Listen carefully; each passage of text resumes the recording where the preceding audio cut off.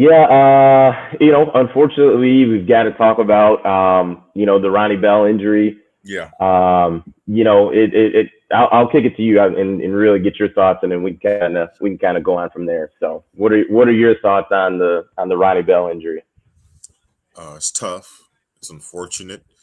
He was having a great game. I mean, they called an offensive pass interference. I mean, it was kind of That was tough. an awful call. It That was was an roughing and awful pulling, call. going back and forth. It was an incredible, incredible catch. I mean, I think that should be an ESPN top 10 play regardless. That was an incredible Yeah, catch. The play that he got hurt, I mean, then he caught a touchdown down the field in which he ran a great route. And I'll give credit, Kate threw he put it out there. a perfect ball that led. He basically led Ronnie even more open than he was, going Hmm. into his outside shoulder from the slot. So he's working from the middle of the field and kind of working him towards the sideline. It was like perfectly drawn up, perfectly thrown. K has to execute that throw. He did it perfectly. So you gotta give him credit. And Ronnie did the rest.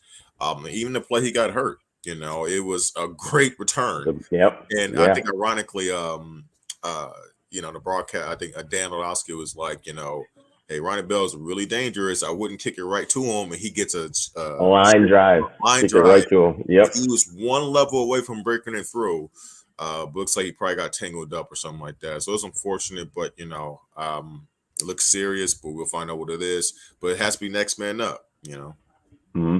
So if Ronnie Bell, let's hypothetically speaking, say he misses next week, who are you gonna look to kind of have, who's gonna be that next man up if you had to coin somebody?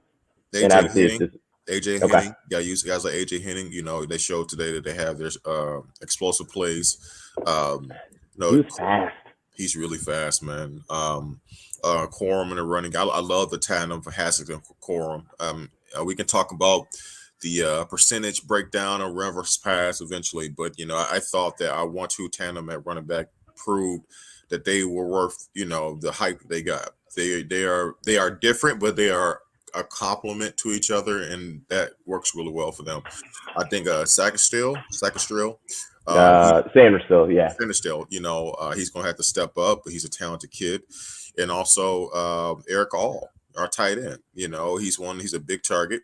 He's somebody in the preseason that you hear a lot about in practice that he's ready to burst, and take that next step.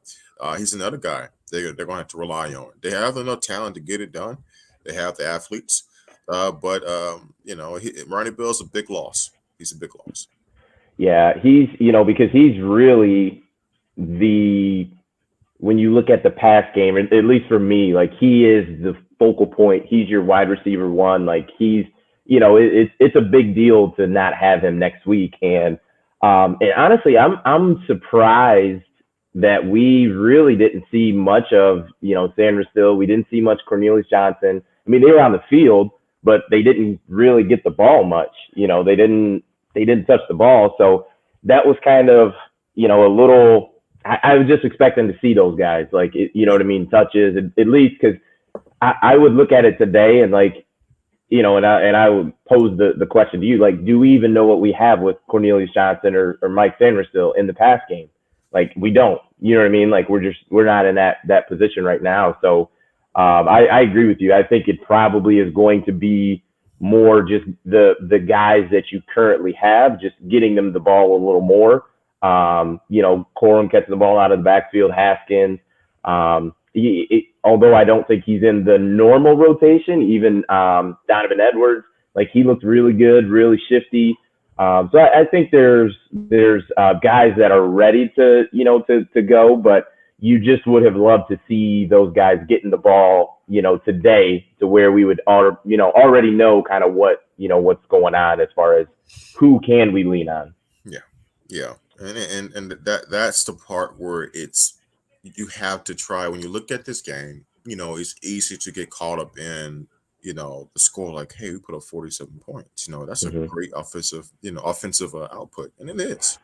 Yeah. But it's how you get those points. And like we said before the season started, like we said in our season prediction, uh, these games against lesser opponents, Western Michigan, Northern Illinois, um, record. Well, we'll see about records.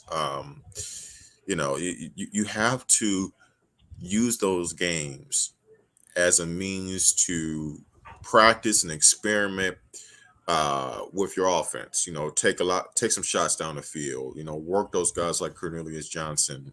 Guys who may not you may not have 100% faith in right now that they can make a big time play in a game that you need, in a moment in the game that you need, but in games that you're going to be much better uh, than than your opponent, like Western Michigan, you need to take those opportunities because it will be needed when you play at Wisconsin, when you play at Penn State, when you play in Ohio State.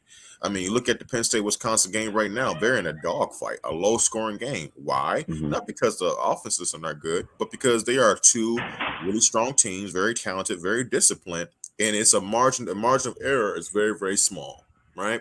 And you need to be. Hmm. You never know what the game is going to dictate and what plays you need to be able to rely on or dig into your playbook to do.